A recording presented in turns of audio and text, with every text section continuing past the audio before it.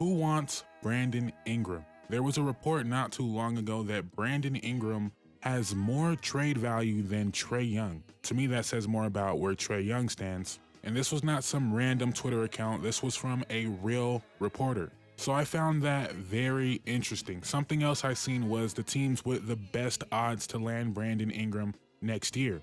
And the first team on that list was the Orlando Magic. And I'm thinking that can't be right. So I take a step back and you look at the list and you realize the list is really just the list of teams that are gonna be making moves this summer. That's really what the list is telling you. And it's also telling you that a casual fan's perception of Brandon Ingram is still a shooter. People think Orlando needs shooting. Sure, go get Brandon Ingram. So I'm not gonna take too much stock into this list.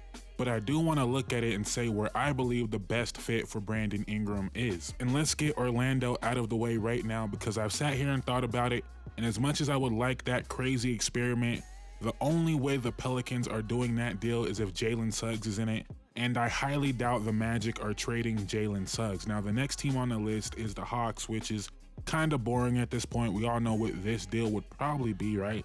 Have something to do with DeJounte Murray. And to me, this deal makes a lot more sense for Atlanta than the Pelicans. The only reason you would do this for the Pelicans, in my opinion, is the contract situation. You get DeJounte on a very affordable contract going forward, so maybe that's why you do it. To me, it's a lateral move, but if you can make a lateral move while saving money, maybe you do that anyway. But I don't see the Pelicans trading Brandon Ingram for DeJounte Murray. Like, to me, they're the same level player. If not, I think Brandon Ingram is a little bit better. And BI obviously has a ton of chemistry with players on that team already. Like I said, I feel like it's a lateral move, but maybe it's a money-saving move. And if I'm the Hawks, I'm not sure how excited I would be to make this move either, just as far as the contract situation goes. But as far as on-court fit, I feel like it's going to be an excellent fit. I feel like Brandon Ingram has been missing a real point guard. I feel like him playing next to Trae Young, we'll see his three-point shots go back up, and he'll provide elite pick-and-roll play in the second unit without Trae Young. Honestly, a lot of similarities in his game to DeJounte, but being 6'8", being able to play out the post more, I feel like is a better fit with Trae Young, obviously. So I like this fit for Brandon Ingram. I'm not sure this is what I want to see, though. I want to see him with a point guard, but I'm not sure I want to see him with that much of a ball-dominant point guard. But I would not hate this move. The next team on the list might be my favorite scenario if it wasn't for the fact that this team would still be in the Western Conference and it wouldn't even guarantee them a playoff spot. But I absolutely love this fit, and that is the Sacramento Kings. Unfortunately, we are living in reality here, so as much as I would love to say, just give the Pelicans Harrison Barnes, Kevin Huerter, and Davion Mitchell and call it a day, throw some draft picks in there. I'm not quite sure the Pelicans would do that, but if you give them Kevin Huerter, Harrison Barnes, Davion Mitchell, 2 first-round picks for Brandon Ingram and let's say Jose Alvarado, on the surface that does not sound appealing at all, right? But you get Harrison Barnes and Kevin Huerter, 2 guys making good money in the NBA, not crazy money, right? So that means those are 2 tradable contracts that you're getting along with 2 first-round picks that you can now use in the next big trade. Let's say a team really loves Dyson Daniels. Well, Dyson Daniels only makes $6 million a year. Now you attach Dyson Daniels to Harrison Barnes, $18 million, along with a first-round pick. Who knows what that gets you? I'm just giving the rationale for why the Pelicans might do it. If I'm the Pelicans, I'm not doing that. I'm just saying how it could possibly make sense for them. As for the Kings, I believe Brandon Ingram is exactly what they need. At the trade deadline, I said they should have been a team to go out there and try to get DeMar DeRozan. A lot of people said the spacing would be so bad. They need another on-ball shot creator when Sabonis doesn't have it going, when Fox is cut off a little bit, and they want that to be Keegan Murray, but that's not going to be Keegan Murray's game. I'm not saying he's going to be Michael Porter Jr. as far as the limited offensive bag, even though I feel like Michael Porter Jr. is now underrated. People talking about trading him, but that's a video for another day. But I believe Keegan Murray is going to be similar to Brandon Ingram as what Trey Murphy was to Brandon Ingram. I've made multiple videos this year talking about the Brandon Ingram-Trey Murphy connection. Then you got the Sabonis big body screens for BI in a mid-range. I feel like it would be a great fit. The spacing wouldn't be optimal, but if BI could get back up to 5 threes a game, I feel like it could work no problem. The next one is an obvious one. I feel like people have been saying this for years at this point, but just straight up Brandon Ingram for Darius Garland. And I like this one for the Pelicans if they also plan on moving off of CJ McCollum. I'm not as big of a Darius Garland fan as I once was, but you can't deny the fit with him and Zion Williamson would be amazing. The off the dribble shooting, the passing, it's a pretty clean fit. And I also feel like it's a pretty clean fit for Brandon Ingram in Cleveland. Now, would Cleveland still have the two bigs in this scenario? Because then Brandon Ingram's lack of shooting might become more of a problem. But if it's one big, if they decide we're going to keep Evan Mobley, we're going to move Allen, or whatever the case may be, Brandon Ingram operating in the mid-range with Donovan Mitchell spacing the floor. The flare screens for Donovan Mitchell with B.I. as the ball handler would be crazy. And again, almost anywhere B.I. goes, he's going to have to shoot more threes. The next team was Philly, which I'm not sure how that's even possible. They don't really have anybody under contract, and they don't really have anybody that the Pelicans would want. But regardless, I feel like I don't even have to say it, that would be an amazing fit. Brandon Ingram pick and roll with Joel Embiid with Tyrese Maxey spotting up. My only question there is Brandon Ingram ready to be a bona fide number 3? You may think B.I. is better than Maxey, but that will not be the pecking order. The only other teams I see on this list that might be a real possibility, I guess you could say the Spurs. I don't really see that happening though.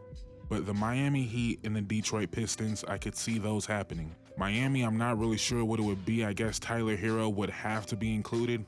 But do the Pelicans just want a taller CJ McCollum? And I don't think they'd be giving up Jaquez or Jovic in this deal.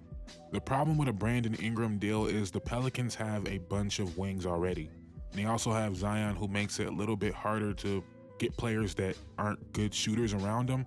But you already have Herb Jones, you have Trey Murphy, you have Zion, and you have Dyson Daniels as well, another non-shooter. So when I'm looking at these Pelicans trades, I'm usually looking for teams that would give up a big or a guard. And if we look at the Pistons, could there be a deal around Isaiah Stewart, the 5th pick, and whatever else you need to put in for the salary that's not Jaden Ivey? And actually, Detroit wouldn't even have to add anything else for salary purposes, right? They'd have to add something probably for the Pelicans to even want to do this deal, right? But for salary purposes, they could just take B.I.'s contract into their books. But Pelicans fans, let me know if it sounds crazy for Isaiah Stewart in the 5th pick for B.I. That doesn't sound like enough, but Isaiah Stewart, a big that shoots threes, that competes on the glass, feel like he would be a pretty good fit next to Zion. Probably not as a starter, but getting 20 to 25 minutes playing the 4 or the 5. And then the 5th pick, I know people are saying how bad this draft is, right? But if you're the Pelicans and you see someone you believe is going to be great sitting there at number 5, maybe that deal is enough. I'm not sure. You guys let me know. But that's it as far as teams with the best odds to land Brandon Ingram according to Bovada. But I have 3 sleeper teams, 2 I already made videos about, which I'll probably leave in the end card, so stick around to the end of the video. But the other one is the Indiana Pacers. Now, part of this depends on how good you believe Andrew Nembhard is going to be. Not because he would be in this trade, although maybe he could be, but if you believe Andrew Nembhard is someone that might average 14 points and 5 assists next year, maybe you don't even want to go out there and get a Brandon Ingram. I'm just throwing that out there. Maybe you believe this playoff run is just the start for Andrew Nembhard as an on-ball creator. And it's kind of difficult to assess Indiana and what they need when you look at the fact Giannis was hurt, the injuries the Knicks had, and now Halliburton's injury in a series where I felt like they had a real chance. So if you're of the mind that Brandon Ingram would take away from what Halliburton is doing, I can't really blame you for that. But imagine instead of Nembhard, it was Brandon Ingram getting all these secondary playmaking looks next to Halliburton. It was Brandon Ingram taking all these pull-up mid-range jumpers that Nembhard is taking and making, by the way. But I feel like it would be a better fit than people might realize. And now that I'm thinking about it, Nembhard would have to be in the deal. I don't know what I'm doing with that. Like, Nembhard is playing amazing right now, but let's not downplay how good Brandon Ingram is. And if he was in that role, he's a better catch and shoot 3-point shooter, even though Nembhard hit that crazy shot against the Knicks. So this deal would be Mathurin, Jarris Walker, Nembhard, and a 1st-round pick. And if I'm the Pelicans, I'm asking for 2 first-round picks, but if I'm Indiana, I'm selling them on Nembhard has another level he can get to, even though he's already 24, will be 25 next year.